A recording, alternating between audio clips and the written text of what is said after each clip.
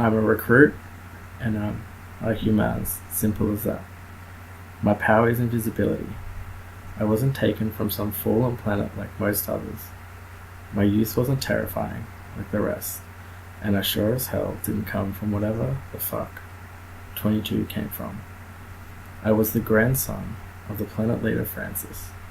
He was the leader of Vida. Everybody always saw my grandfather as this great man who gave homeless people a shelter, built children's hospitals, and equaled the humans' pay on Vida. Our house worshipped the 13th god, the burnt god. I saw a different side to him. Before I was taken away, I sincerely believed that he was the nicest person to ever exist. We used to have this little game called Surprise. I'd use my power to hide from him, then jump on his back and yell, "I am the Surf King, hear me roar." And he would pretend to be a battle soldier fighting me. It was weird, because he used to sit me down and have talks about little things like the surfs. He actually didn't believe they were evil. He believed that we were just stuck in a circle of hate, repeated through each generation of heartbreak. I've never met anybody else who has shared that opinion. Then the attack on Chipped happened, and I was weird. I couldn't believe what had happened. It had happened. The destruction of an entire planet. No warning, no signs, just a red beam followed by a blue flash. Even through Vidar's green skies, I saw the flash. I was in preschool.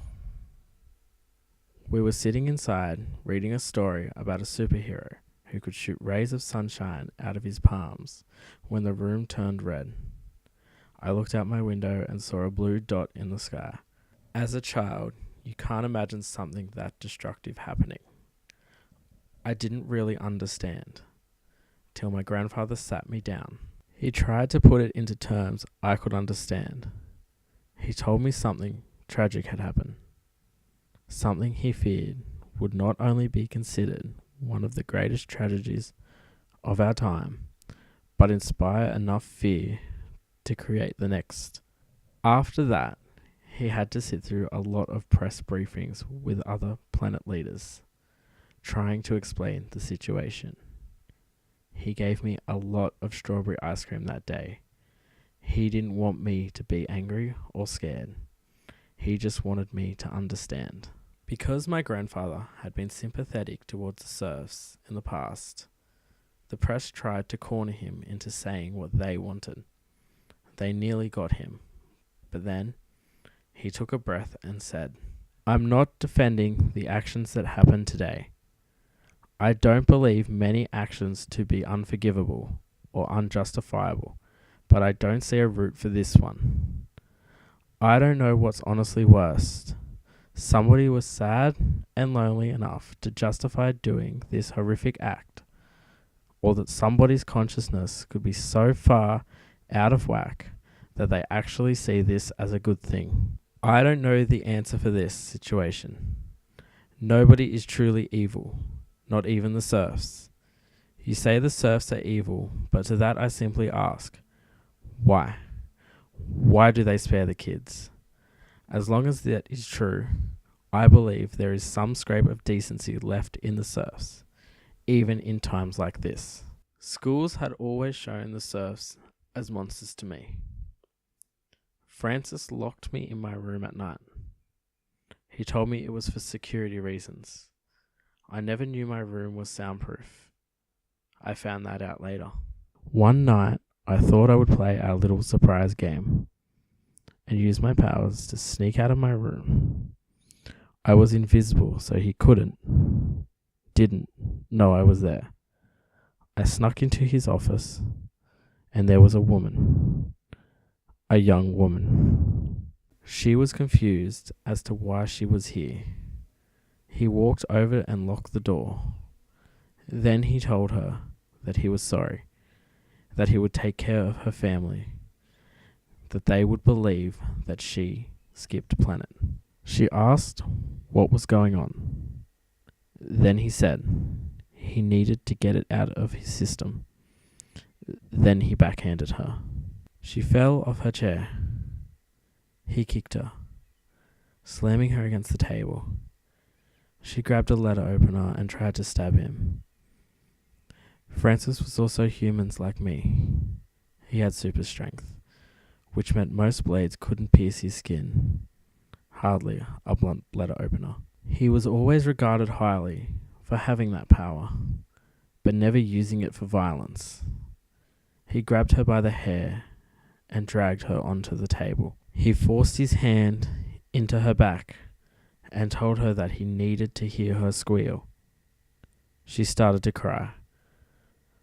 So he slammed her face against the desk and yelled, "Squeal!" Then he bent her over and did something I can never forgive. After he was done, he just dropped her to the ground. She was just laying there crying. After he had pulled up his pants, he hugged her, saying, "Everything's going to be alright." He then started to squeeze his hands around her neck, saying, "Go to sleep. Just go to sleep." Till eventually the crying stopped. Then he left, and other men cleaned up the room. I snuck back into my room later that night. I was quiet for a week before I confronted him. I asked him what I saw. A tear dropped down the side of his face before saying, "You saw the blonde." He then started breathing heavily and grasped at his chest. I called an ambulance, but there wasn't much they could do for him at his age. He died of a heart attack. The thing that really soiled my memory and admiration of him was the fact he said, "The blonde." The girl in the room was a brunette. Do you know how that feels? To have the core of your morality corrupted. To have the reference point of your conscience turn sour. I do. That was my grandfather's final gift to me. The recruiter picked me up shortly after that. So yeah, I'm not here because my childhood was some messed up tale out of Lemony Snicket. No, I messed up because I can never tell anybody what he did. The memory of him to my people is too great. It won't hurt him because he's dead. He skipped out on paying the debt. Bill. No, if I told anybody, spoke a word, Vidar would pay his debt.